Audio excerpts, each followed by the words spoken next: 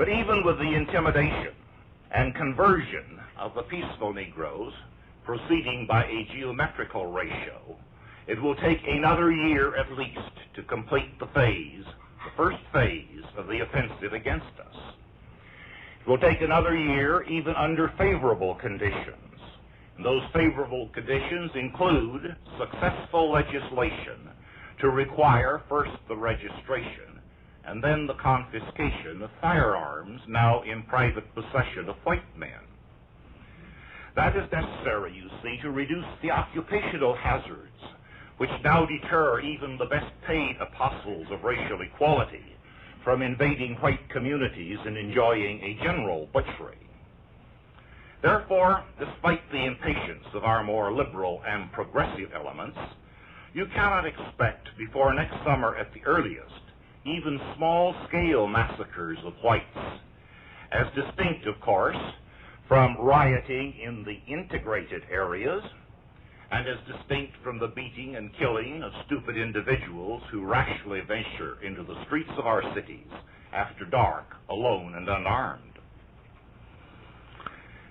I said, next summer at the earliest, even under favorable conditions. Favorable, of course, from the standpoint of the persons who have planned and are executing this whole operation. The really interesting question, therefore, is how likely are those favorable conditions to be realized, and how soon? It seems to me, therefore, the most useful thing that I can do in the allotted time here is to consider with you what developments can reasonably be foreseen on the basis of present facts and human experience. I can indulge in no predictions or prophecies. I have no crystal ball to show me scenes of the future. I am unfortunately unaware of what the stars portend in their configurations and conjunctions. And unlike so many of my conservative compatriots, I have not been informed of any future miracle. All that I can do is reason from the present situation to what consequences are most likely. And I need not remind you that that necessarily means a calculation of probabilities, not a revelation of certainties. Let me begin, therefore, with the central fact now before us. The United States has passed the point of no return. It passed that point late in 1965, or at the very latest, early in 1966. The United States has passed the point of no return and now has no alternative. It can only go on to a grim and dire future of bloodshed, destruction, and widespread suffering. That is a fact, not a prediction, except in the sense that a statement made 5 minutes after the Titanic rammed the iceberg that the ship was going to sink could be called a prediction. As in the case of the Titanic, the only uncertainties now are how many lives will be lost and who will be their survivors. That is all. In the United States, I say, bloodshed, destruction, and human suffering on a scale surpassing anything thus far experienced are inevitable. I mean inevitable in terms of the calculations that can be made. One can, to be sure, imagine ways in which that future could be averted. A little race of green men from a more advanced civilization on Mars or one of the planets of Alpha Centauri may descend in flying saucers and put everything to rights for us.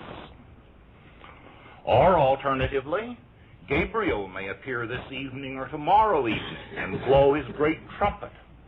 Blow it so loudly that the thunderous sound rolling through the heavens will be heard even by the many who will at that hour be staring at their boob tubes.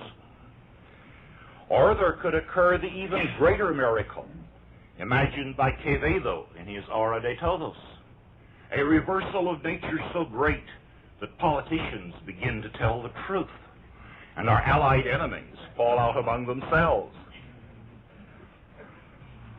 But such blissful events are, I think, unlikely, and in any case, they certainly cannot be predicted by human reason.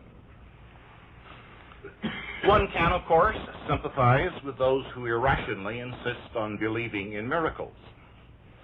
Not long ago, an acquaintance of mine, who is becoming recognized as an authority on financial and economic matters, was discussing with a fairly prosperous couple ways of preserving some of their property in the days that lie ahead. After a few minutes, however, the lady suddenly stood up and cried, "But I don't want to know what is really happening." And she rushed from the room. Perhaps she had a point.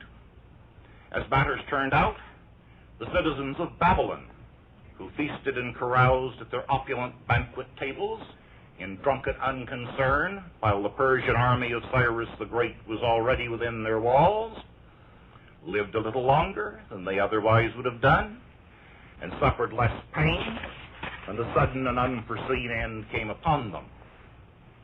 Perhaps that will also be true of those who obstinately today close their eyes and live in a world of dreams. But I am not a pessimist, so I do not believe that that is necessarily true.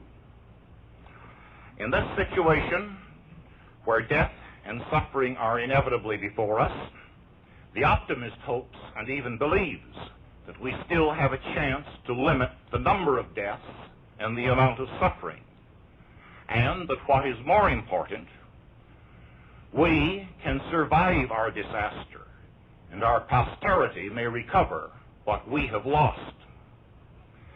The pessimist is one who is convinced that all is now irretrievably lost, that we shall perish, and that we shall have either no posterity at all, or descendants such that we would say of them that it would be far better had they never been born.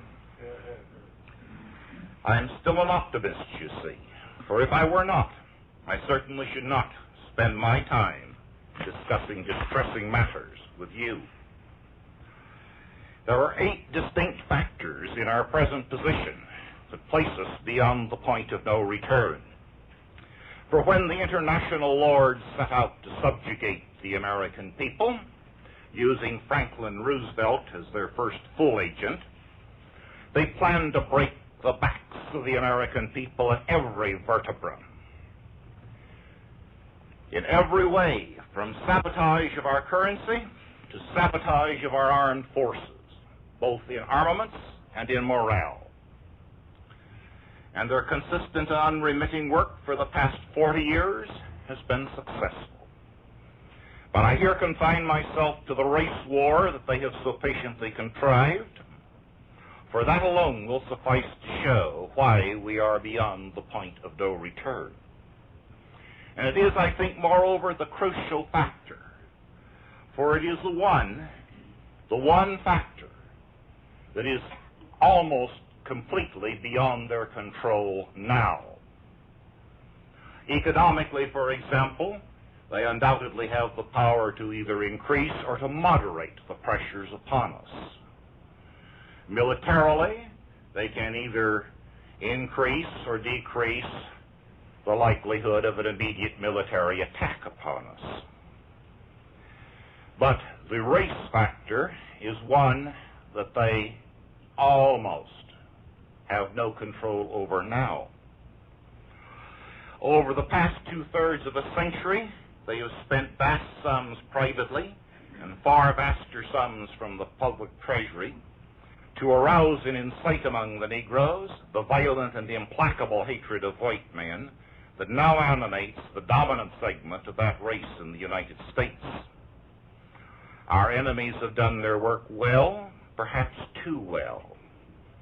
What was a little cub when they began to nurture and train it in 1910 has become a raging grizzly that it is ever more difficult to hold in leash. The frenzied leaders of the savages are no longer content to have the public schools supply white children to be spat on, mauled, and sexually abused. Nor are they content in the large cities merely to rob, slug, rape, and murder after dark.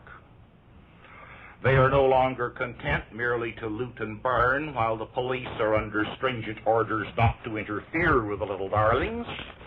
And the militia, when they are called out after a maximum of procrastination, are given only blank cartridges, lest they discourage Washington's little pets.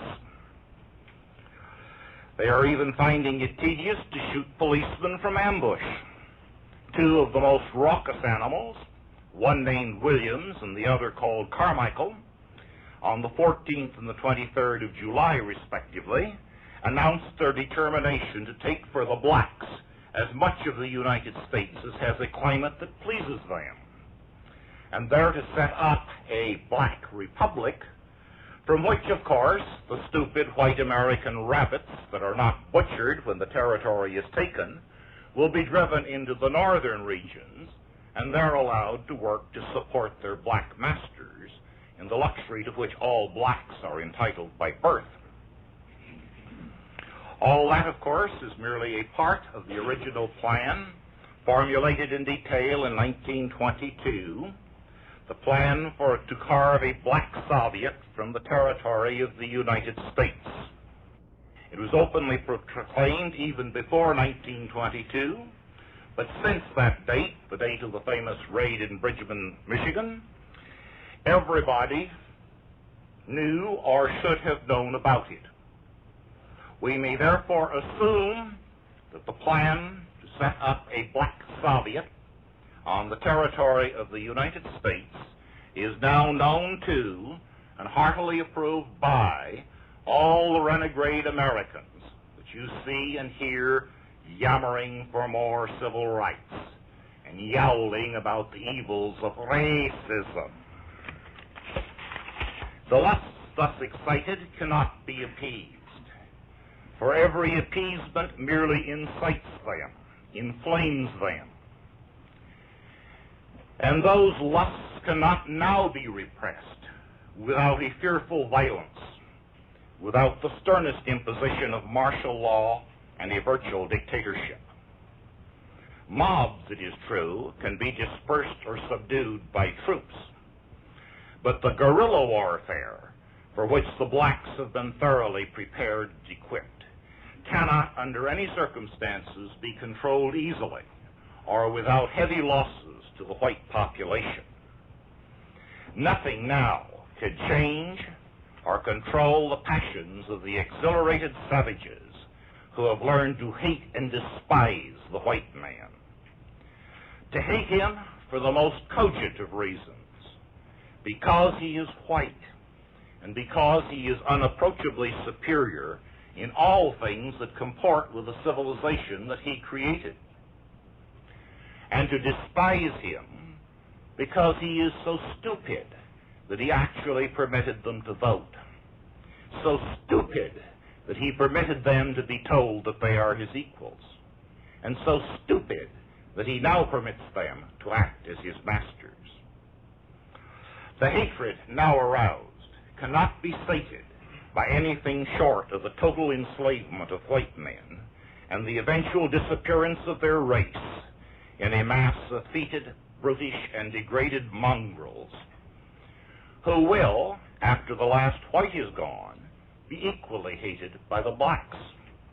For you must remember that in Haiti, after the savages, with the help of Great Britain, broke loose and butchered all the whites, they then turned their hand to the more leisurely task of exterminating the mulattoes. Now we may be certain that the United States